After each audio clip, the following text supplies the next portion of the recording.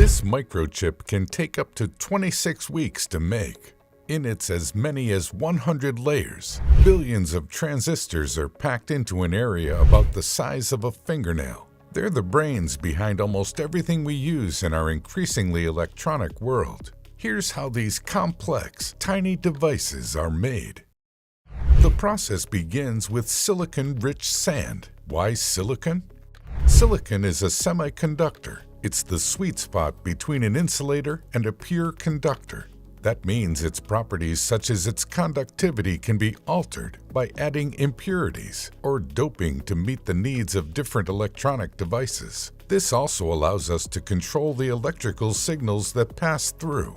Silicon is also abundant. It's one of the 10 most common elements found on Earth. But much of the silicon found in the wild is chemically bound to oxygen, so the two elements must be separated. The sand is combined with carbon and melted in crucibles to produce carbon monoxide and 99% pure silicon. After further processing, ultrapure silicon is produced. Next, a seed crystal is placed in contact with molten silicon.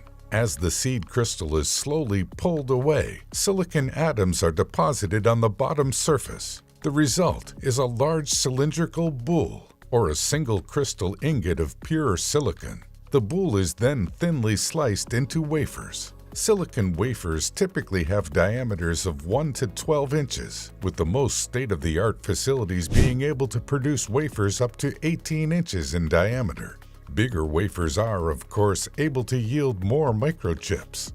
Once the silicon wafers are cut, the production process begins in full. Microchips are made in extremely sterile conditions, free from contaminants such as dust. If even just one particle of dust makes its way onto a silicon wafer, the entire batch is at risk of being ruined. This would derail a process that can take an average of 12 weeks. The first step of the production process is deposition.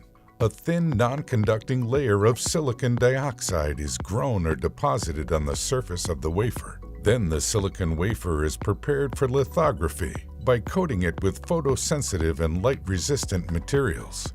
The next step is very critical: exposure. The prepared silicon wafers enter a lithography machine and are exposed to UV light passed through a reticle containing the chip's blueprint.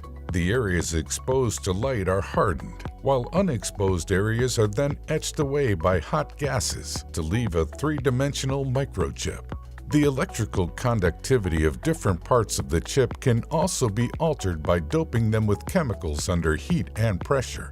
This process can be repeated hundreds of times for the same chip, producing a more complex integrated circuit at each step. To create conducting paths between the components, a thin layer of metal, such as aluminum, is overlaid onto the chip, and the etching process is used to remove everything except the thin conducting pathways. Several layers of conductors separated by glass insulators can be laid down. Each chip on the wafer is then tested for performance before it's separated from other chips on the wafer by a saw. Since microchips are essentially circuits built on an incredibly small scale, they have a basic set of components. Capacitors can temporarily store an electrical charge. Resistors help control the electrical current. Transistors can either amplify or switch the electrical signals passing through. For more advanced chips, like those found on high-end graphics cards, there can be upwards of 28 billion transistors on board. More transistors on microchips allow them to send out more instructions, increasing the computational power.